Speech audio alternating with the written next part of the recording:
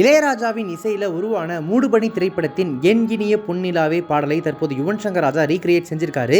இந்த பாடலை கங்கை அமரன் எழுதியிருந்தார். பாடலாசிரியர் பா விஜய் இயக்கத்தில் ஜீவா நடிப்பில் உருவாகி இருக்கக்கூடிய அகத்தியா திரைப்படத்தில் தான் இந்த பாடலை ரீக்ரியேட் செஞ்சிருக்காங்க. இந்த பாடலின் ஒரிஜினல் வெர்ஷனை பின்னணி பாடகர் யேசுதாஸ் பாடியிருந்தார். தற்போது யேசுதாஸின் மகனான விஜய் யேசுதாஸ் இந்த ரீக்ரியேட் செய்யப்பட்ட வெர்ஷனை பாடியிருக்காரு. மூடுபனி திரைப்படத்தின் பாடல்களின் காப்புரிமை சரிகமப்பா நிறுவனத்திடம் இருக்கிறது.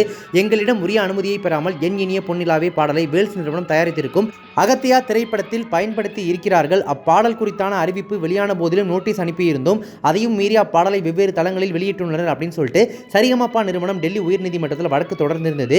இதற்கு பதிலளித்த வேல்ஸ் நிறுவனம் என் இனிய பொன்னிலாவே பாடலை ரீக்ரியேட் செய்வதற்கு அப்பாடலை இசையமைத்து இளையராஜாவிடம் காப்புரிமையை பெற்றுவிட்டோம் அப்படின்னு சொல்லியிருக்காங்க.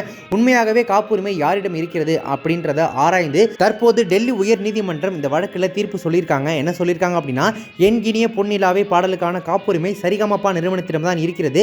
அதனால் அதற்கான உரிமையை இளையராஜா பிறருக்கு வழங்க முடியாது அப்படின்னு சொல்லிட்டு தீர்ப்பு கொடுத்திருக்காங்க.